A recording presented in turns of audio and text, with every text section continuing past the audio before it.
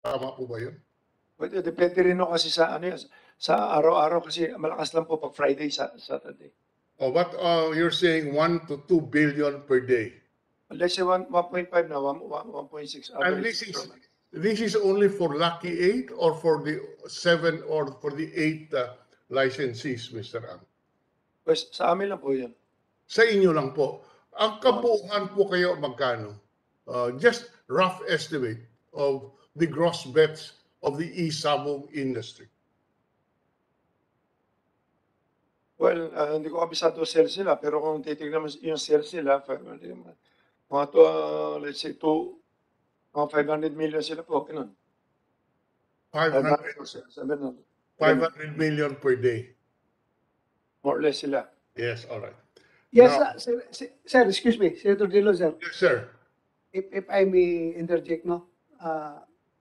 Kung gusto mo natin malaman yung kabuuan na pera dyan sa industry na yan, I think PAGCOR, meron silang accurate data mamaya. They can share it with us, sir.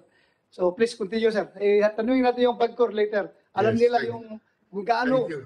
what is the percentage of Lucky 8's contribution to the overall revenue derived from e-sabong industry. May data ang PAGCOR niyan. Hindi po. Naka-fix Thank you. po kasi sila eh. Naka-fix po sila na for every licensing. Nag-issue sila. Obligado kami ng 75 million na minimum guarantee of per Yes. Yeah, alam na. whichever is higher do sa 12,500 per fights. Kami more than eh. So ang binabayad namin siguro more or less 135 million every sa amin. Sir, please continue, sir. Please continue. Thank you very much, sir. So if we're saying, Mr. Ang, kung sinasabi po natin, ang gross bets on the average would be at least minimum 1 billion to 2 billion per day. How many days do you operate in a month? 30 days, 31 days. 30 days. So, Araw-araw po, meron po kaming laro. so we are saying that kung 30 days po, hindi ko na po makompute. per day is anywhere from 100 Lagay niyo 2 billion. 2 billion. po. Opo. Per month, it's anywhere from 30 billion to 60 billion. Ganun po ba? More or less 60 billion po. How much? A month. A month is about 60 billion. 60 billion. Magkano po ang inyong commission?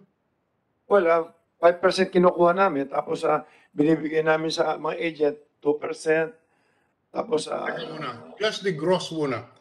So 5% of 60 billion is roughly 3 billion per month ang commission ninyo?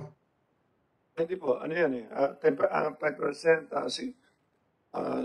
billion, 3 billion, more or less. Okay. I'm sorry. 5% of 60 billion is roughly 30 billion per month. Ganun po ba? 66 billion, 3 billion lang po yan. At Tapos minus 5%, that's roughly 30 billion, 30 billion per month. Ang 3 lang. 3 lang po, 3 lang. 5% lang eh. 5% of 60 billion is 30 billion, right? 3 lang po, 3 I'm sorry. 3 billion. Yan po ang kinikita ng franchisee dito. Hindi po kinikita. May ano po yung binibigay po, binabalik po namin sa mga agent. 2 or 2.5, depende ho. Binibigay namin sa kanila uli mga 2 or 2.5. So, kung sa 3 billion, kung alisin mo yung kalahati, binibigay na kagad yun, 1.5 na lang matitira. Plus mga expenses pa, nalagay mo 1%, alisin mo ng 1% yun, more or less mga nasa mga 900, 800 matitira sa isang buwan. Anyway, yes.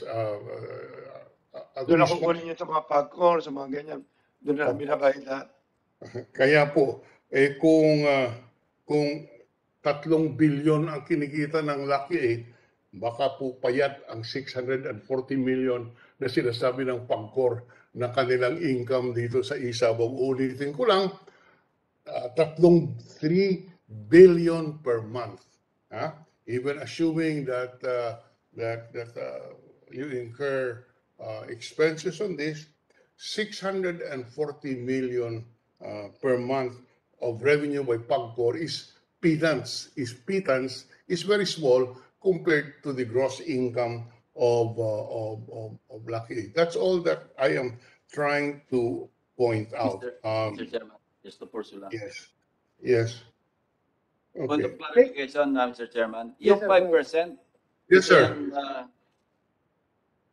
yeah, thank you, Senator Drilon. I-pursue ko lang yung point yung sa 5%. 5% Yes. for both entries or 5% for one entry? Pag pinagsama yung both entries, kaya nga without risk kami. Kung may tayong 1 million sa kabila, 1 million sa kabila, 2%, 2 million yun, minus 5% yun.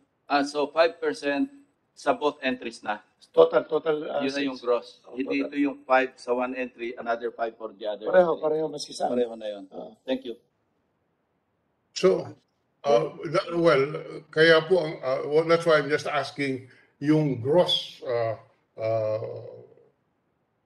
per day. And from the testimony, it would appear that the gross income per representation and in the absence of any proof to the contrary, we accept that as the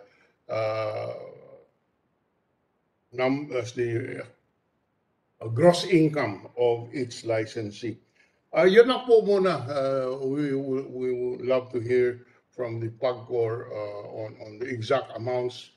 But for the record, if we talk about 3 billion per month for Lucky 8 alone, even assuming that this is the gross income, a 640 million per month na sinasabi po ng PAGCOR, mukhang payat at malaki talaga ang kinikita ng industriya, kaya po hindi maiwasan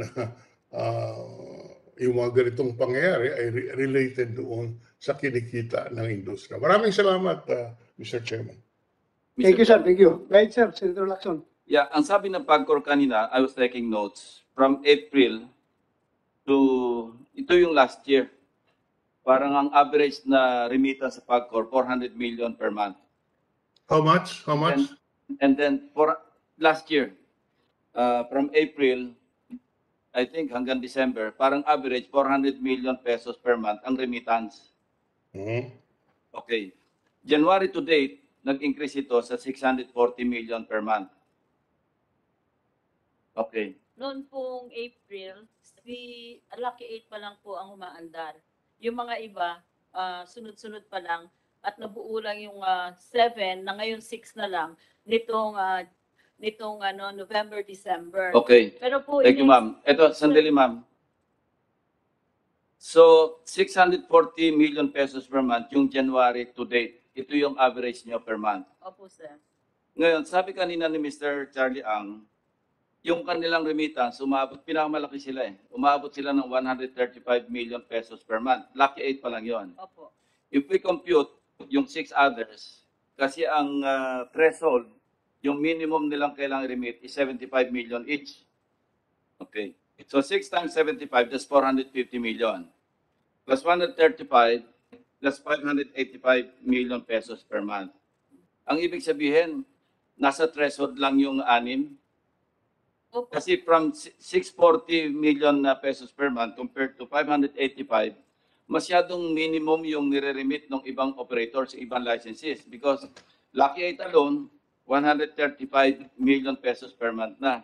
So masyado yatang Sir. andun na sila sa threshold, the 6 others. Totoo ba ito? Opo, ganito po kasi, sir. Ang Lucky 8 na gross bets from April 2021 to January 2022, Ma'am, excuse me. 500 Pakilapit yung yung microphone kasi hindi nare-record. ang gross bets po ng Lucky Star from April 21 to January 2022, 546 billion 826 million 428,839. Yung pong sumunod, yung Belvedere Corporation, 86 billion as compared sa 546 nila, 771 million 15,804. Yung pong susunod, yung Esports Encuentro, 3,638,612,985 pesos. And Home Visayan Cockers, ang susunod na malaki sa Lucky Star, 96,576,056,951. Yun pong sumunod, yung Jade Entertainment, 145,357,404,000. Yung New Win Cockers, 1,205,219. 205,219,683. Yun hong Philippine Cocking International, 6,856,263,554. Ito pong Golden Buzzer na nasuspende na ngayon kasi hindi nila ma-meet yung 75,746,350,941. Katulad po nung sinasabi ni Mr. Ang kanina, yun po kanilang gross na 3 billion. Sinasabi po niya na may percentages silang binibigay sa iba-iba pang government offices, pera lang po sa PAGCOR. Sa PAGCOR po, dahil nga bago ito, initially, pinag po namin 12,500 per fight ang aming charge or 75 million per month minimum guarantee fee, whichever is higher. So, yun po ang, pwede po namin isubmit ito. Talaga pong pinakamalaki, almost 90% po, ang Lucky 8. Say again, Thank you, ilang Mr. percent? Chairman. Ilang percent? Kukompute ko lang, sir, para sigurado. Oh, sige, sige. So, Ma'am, wala kayong planong taasan yung threshold? Meron po, sir. Ang binabalak po namin ay taasan siguro po yung per fight. Kasi kung tataasan pa po namin yung threshold na 75 million minimum guarantee, magiging monopoly po dahil yung mga nakauna, malalaki na talaga at kaya po yun. Yung mga iba na maliliit pa na nag-struggle and they're trying to enter the business, hindi po nila makayanan, kaya automatically, hindi po sila makakasali. Yun po ang aming teorya. Ayaw po namin ng may monopolya o may binopoly or something. thank you, ma'am. Thank you Senator po. Tolentino, you have the floor. Yes, just last question addressed to our electronic money issuers, EMIs. Nandito ang Paymaya, nandito ang GCash. Napapag-usapan na natin konti itong detalye. Magkano po ang kinikita per day, per month ng GCash dito sa Isabong? Ganun din ang tanong ko sa Paymaya. Thank you, Mr. Chairman. Good morning, Mr. President. You are Paymaya or GCash? I am from GCash, Your Honor. Thank you. Please introduce yourself. I am Attorney Gilbert A.S. Cotto from GCash, Your Honor. Go ahead. I don't have the exact figure to answer the question, Your Honor. I Excuse me, attorney. May request dito nga kung pwede, garbol ang dating May harang naman tayo. Tanggalin mo muna yung habang nagsasalita. apologize, Your Honor. Thank you, thank you. I don't have the exact figure, Your Honor, to answer the question of the Honorable Senator Francis Tolentino. But I am willing to submit to the Senate committee the documents that would answer the question, Your Honor. Thank you. Mr. Chairman, after the break, we can ask the representative from GCash to provide us the figures. He can call. He can ask his superiors how much is Yes, we can do that. the income. The same is true with Paymaya. If Paymaya is willing to divulge the figures right now. Yes, Your Honor. I also cannot give you the specific data, no? But I understand that Paymaya only onboarded or accredited this Isabong licensee as of February this year. But after the break, Your Honor, I will consult and maybe they can provide the data needed by this committee. So, Thank you. also GCash, can you provide after the break? Kaya mo? Kasi kaya mo daw ng Paymaya, yung Your, GCash. can I ask for at least 1 day, Your Honor? I don't think I can. Mabuti pa si Mr. Ang na-provide. Ikaw, nahirapan ka mag-provide. So, Yes, Your Honor, Mr. Chairman, siguro isama na rin natin yung